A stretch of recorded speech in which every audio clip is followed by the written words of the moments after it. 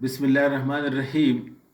I am Dr. Mohibullah Wazir, and the topic is the foramina of the skull. Look, before we discuss, look, this is the interior of the skull, and you note that this is the anterior cranial fossa, this is the medial cranial fossa, and then this is the posterior cranial fossa. We discuss the foramina in each fossa separately. Now look in the anterior cranial fossa, look, this is the crista galli, and at the anterior end of crista galli, you note this foramen. Look, is it clear? This foramen is the foramen cecum. This foramen cecum, now this small foramen or foramen cecum, it actually lodges the most anterior fibers of the falx cerebri, which are being embedded into it, called as sharp piece fibers like this.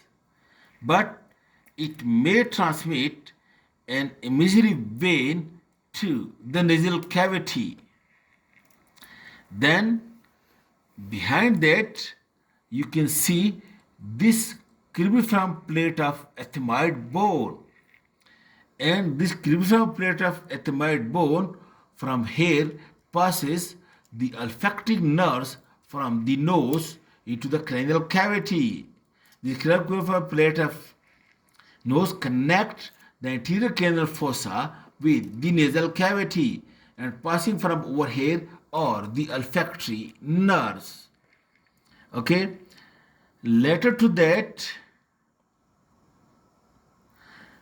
over here, later to this cresta galli, over here may be a small slit or foramina, and that transmits the anterior ethmoidal vein, artery, and nerve to the nasal cavity, anterior ethmoidal, while the cribriform plate by itself transmits the olfactory nerves.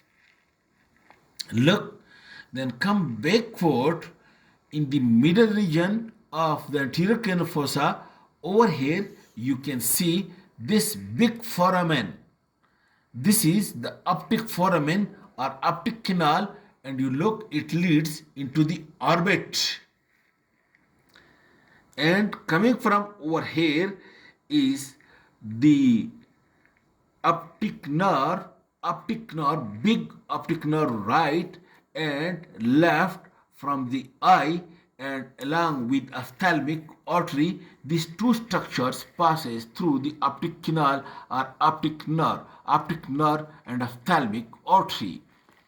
Then note, this is the body of the sphenoid bone, and this is the pituitary fossa, anterior clinoid process, and over here this groove is for the cavernous sinus. Okay, then later to the body of the sphenoid bone, over here you please note this long fissure-like foramen. Look, this oval fissure-like foramen, this which also leads, you know, it leads to the orbit, and this is called a superior orbital fissure.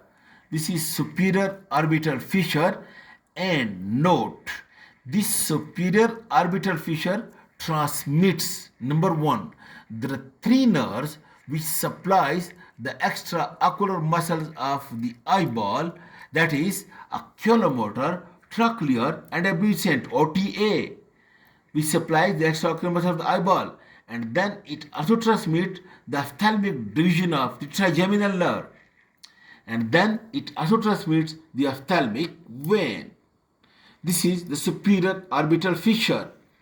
Okay, then just behind the superior orbital fissure, you note over here this foramina, just behind it at the side of the body of the sphenoid bone, you know this foramen, this one, look, this foramen just at the side of the sphenoid bone, at the side of cavernous sinus, this is foramen rotundum.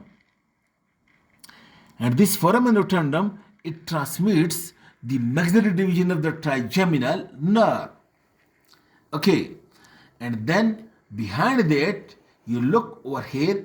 This is the petrous part of temporal bone, and at the junction point of the petrous part of temporal bone with the body sphenoid, you see this big foramen. And this big foramen, this is called as foramen lacerum. But note the point, this foramen lacerum remain closed in the living by fibrous tissue. And you can see this is the opening of the carotid canal. Look, this is the carotid canal from which this is the opening of the carotid canal from which the internal carotid artery enters. Okay, this is the foramen lacerum, and look, this is the carotid canal. This is the anterior opening of carotid canal, and the internal carotid artery, it come out of the carotid canal, and then it lies in the floor of this foramen lacerum. And of course, the petrosal nerve also may lead superiorly from this floor, but lying in the floor of the foramen lacerum is this internal carotid artery. Does not pass through it. May pass in a mesenteric vein or ascending accessory meningeal artery. Then lateral to that,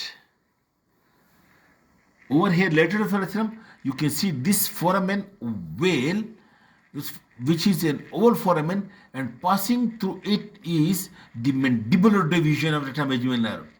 Ophthalmic division of trigeminal nerve passing through the superior orbital fissure into the eyeball.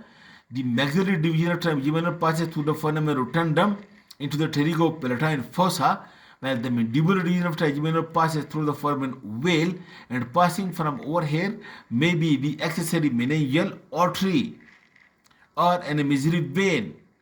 And then posterior to this foramen veil, you can see this small foramen, which is the foramen spinosum, and coming through this foramen spinosum, look, is the middle meningeal artery, which immediately divides into two branches, the anterior and posterior branch.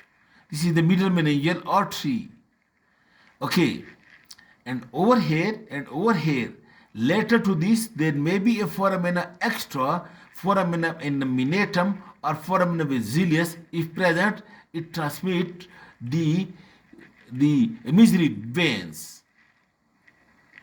Okay, then coming to the posterior cranial fossa, you look over here, this is the big foramen magnum, and passing through the foramen magnum, you already know it is the lower end of the medulla oblongata, where it becomes continuous with the upper end of the spinal cord.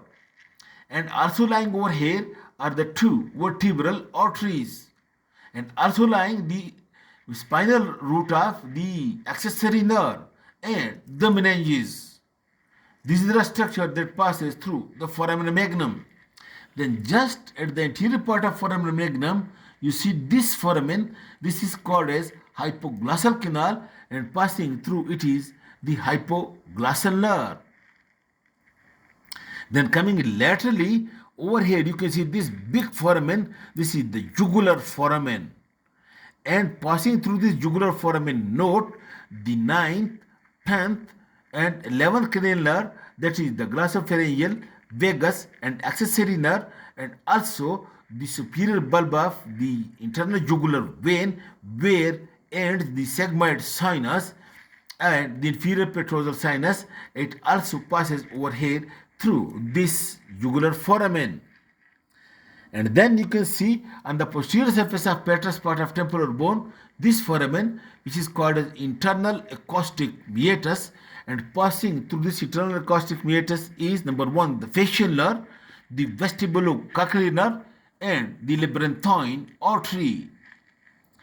Okay, and in addition to that, at the vault of the skull top, there may be the many mesenteric foramina for the mesenteric veins. In this way, foramen cecum, for the sharpest fibers are vein, cribulariform prayer for olfactory nerves, optic canal for optic nerve and ophthalmic artery, superior orbital fissure for third, fourth, and sixth cranial nerve and ophthalmic division of trigeminal nerve and ophthalmic vein, foramen rotundum for maxillary division of trigeminal nerve, foramen ovale for mandibular division of trigeminal nerve, foramen spinosum for the middle meningeal artery, foramen lacerum contains only the internal carotid artery with the carotid plexus of nerves. Nothing passes through it in the living. Okay, and then posteriorly the jugular foramen 9, 10th, 11th cranial nerves and the jugular vein and the internal caustic meatus, the labyrinthine artery, the vestibulocardial facial nerve and the hypoglossal nerve. This is the foramen magnum. This is about all about the foramen of the skull, and I hope you would have got it. Thank you very much.